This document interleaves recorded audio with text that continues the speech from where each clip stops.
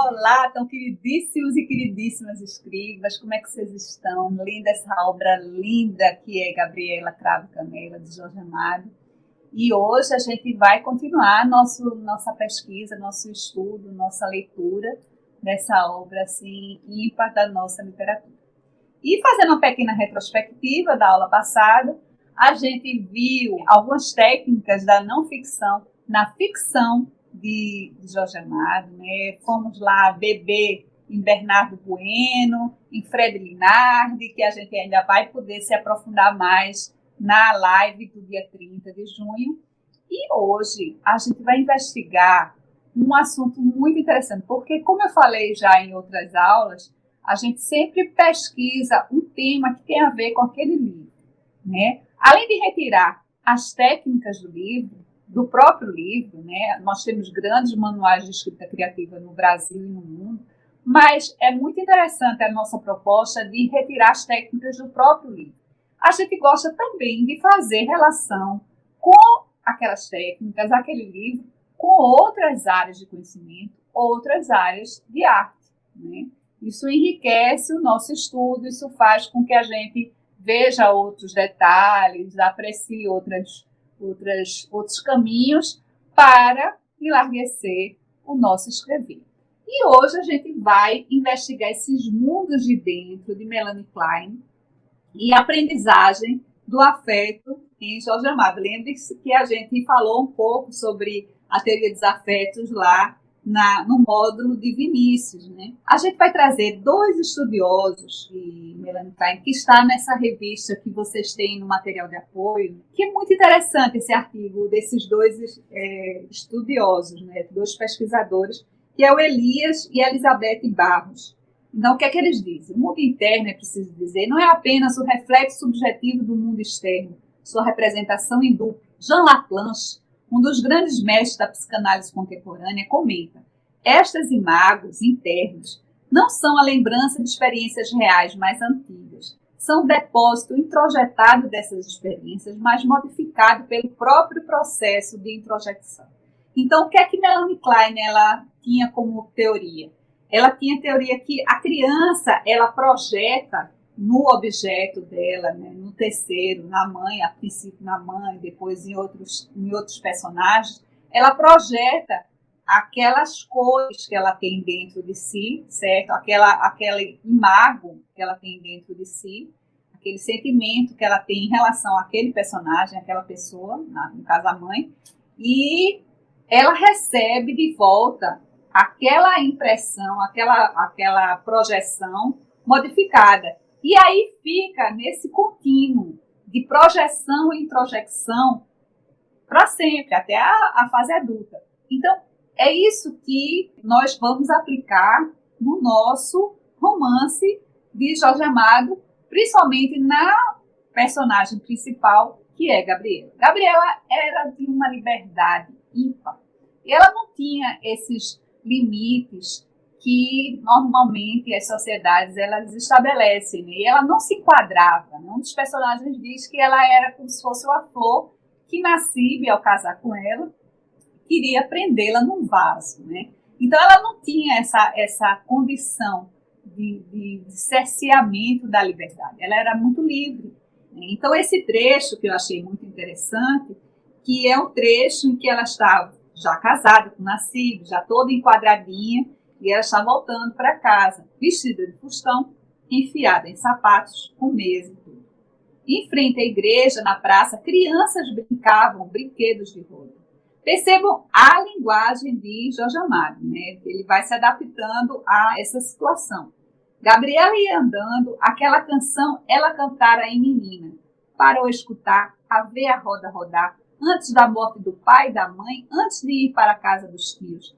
Que beleza os pés pequeninos no chão a dançar. Seus pés reclamavam, queriam dançar. Resistir não podia, brinquedo de roda adorava brincar. Arrancou os sapatos, largou na calçada, correu para os meninos a cantar, a rodar, a palmas bater. Gabriela, menina. Ela nos traz esse passeio entre a realidade e a ficção, nesse trecho, especialmente nesse trecho em que ela recebe de presente de Nassib um pássaro numa gaiola.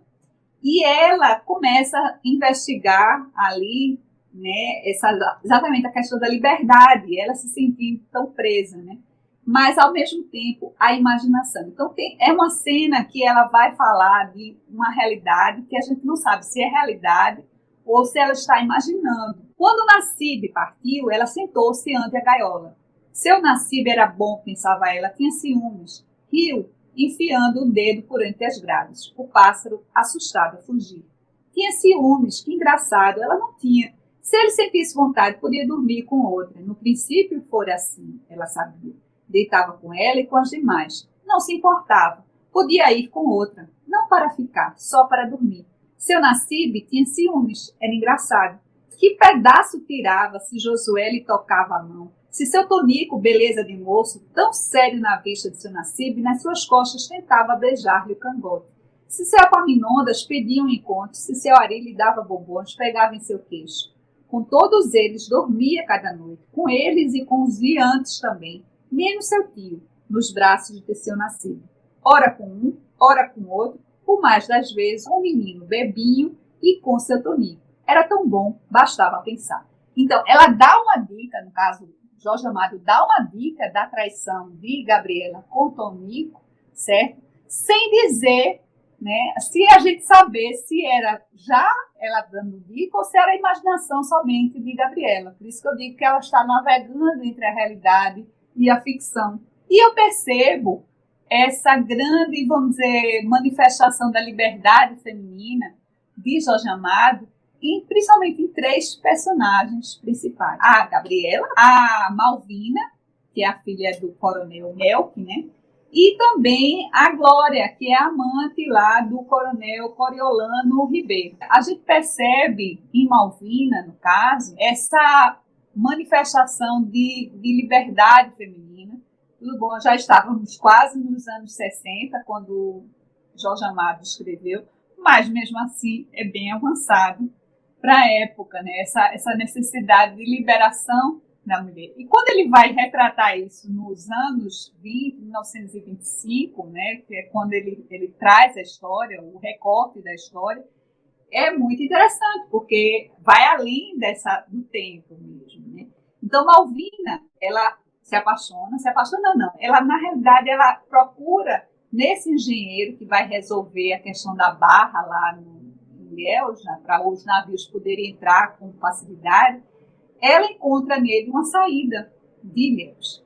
Só que o pai proíbe o namoro e bota o Rômulo, o engenheiro, para correr de Ilhéus, e ela se encontra nesse momento crucial da vida. Né? Malvina esperava no alto dos Penidos. Embaixo, as ondas chamavam. Ele não viria. De tarde, quase morrera de medo. Ela agora compreendia. Fitou a espuma a voar. As águas chamavam, por um instante pensou em se atirar. Acabaria com tudo. Mas ela queria viver, queria ir-se de Ilhéus, trabalhar, ser alguém, um mundo a conquistar. Que adiantava morrer? Nas ondas atirou os planos feitos, a sedução de Rômulo, suas palavras e o bilhete que ele lhe escrevera dias depois de desembarcar. Dava-se conta a Malvina do erro cometido. Para sair dali só vira um caminho, apoiada no braço de um homem, marido ou amante. Por quê? Não era ainda Ilhéus agindo sobre ela, levando-a a não confiar em si própria? Por que partir pela mão de alguém, presa a um compromisso? A dívida tão grande? Por que não partir com seus pés, sozinha, um mundo a conquistar? Assim sairia. Não pela porta da morte. Queria viver e ardentemente, livre como um mar sem limites. Segurou os sapatos, desceu dos rochedos, começou a esboçar um plano, sentia-se leve. Melhor do que tudo, fora ele não ter vindo. Como poderia viver com um homem covarde? Então, eu fiz questão de ler esse trecho todo, porque mostra essa, vamos dizer, liberação feminina que Jorge traz com Gabriela, com o romance Gabriela, né? E ele não somente traz essa liberação com, né, essa transformação dessas mulheres, tanto Glória, que também assume o romance com Josué, com o professor Josué, que é correta também, mas também com Gabriela, a transformação de Gabriela, nós vimos aquela transformação dela, né, ela sai daquela daquela situação de enclausurada, e vai brincar com as crianças.